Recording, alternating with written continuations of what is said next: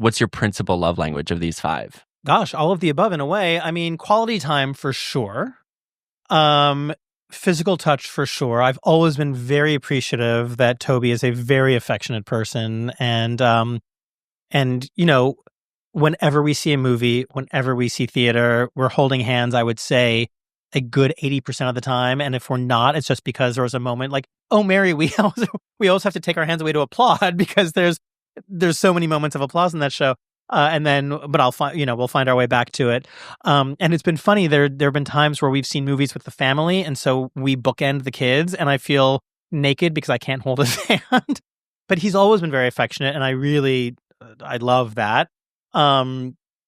There's nothing like a night out together, just the two of us. Anytime we spend together and really remember how much we love just the comfort of each other and each other's humor, and just the fact that like we really are each other's best friends. I know that might be annoying to hear, but we really do enjoy each other's time.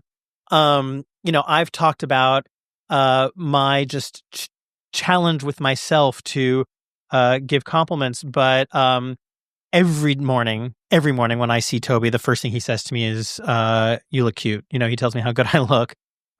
So yeah, I mean, he's very good at all of these.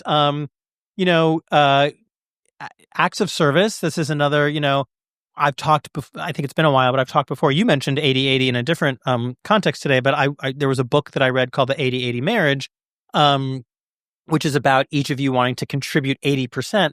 And I think we constantly are finding ways to take care of not just each other, but the family, which does feel like an act of service. And whenever that happens, I think the other one totally feels loved.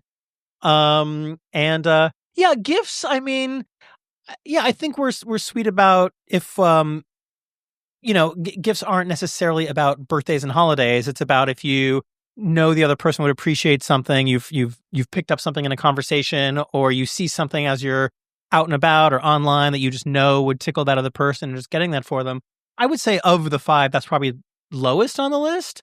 But I think all 4 of the others we're pretty consistent at. And I think absolutely the fact that we are so affectionate, that we do affirm each other, that we are always providing acts of service for the other, that we do spend quality time together, makes it so that the extracurricular doesn't mean anything.